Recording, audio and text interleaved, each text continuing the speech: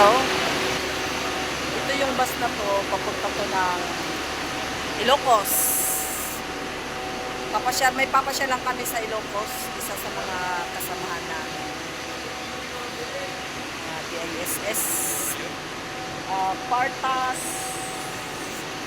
Biyaheng Pagudpod.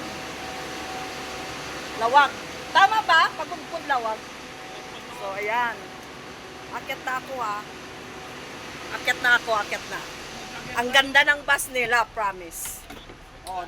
Pati mga driver, ang gwapo. Oh. Mga single ba kayo, kuya? Single? Kasi wala yung asawa, wala kayo. Hashtag mga single kami. Okay. Single, oh, di ba? Ang ganda ng bus nila. Oh, yan oh, di ba? Promise, parang hotel. Oh. Oh, ayan yung kasama ko. Si Miss Hollingwind. Oh, di ba? Oh, ito na yung hinahanap. Alam nyo, dito lang yung biyahe na papuntang Ilocos, yung mga bus nila maganda. May pwede ka mag-charge sa cellphone.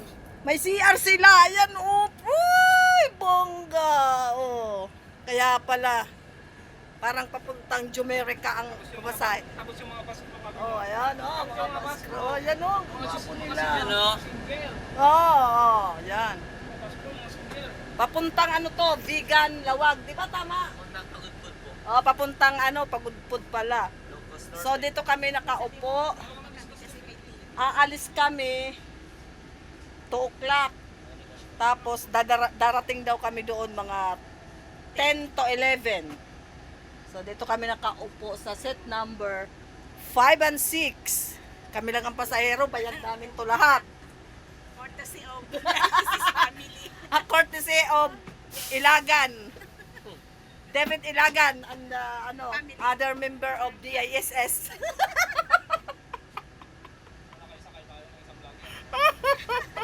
Oh, ayan. Diba? Oh. Pagbalik namin, promise, magkakajowa kami doon. At Sige. amin na itong bus. Oo. Amin na tong bus na to. Ayaw mo magkajuwa dito sa Partas, ma'am? Pwede! Sino ba? Sino ba walang ano?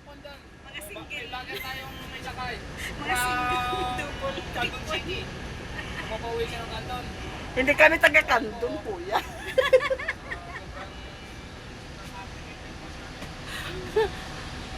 Oh, diba? Sige. So, yan lang. For today's video, guys. Salamat sa manonood.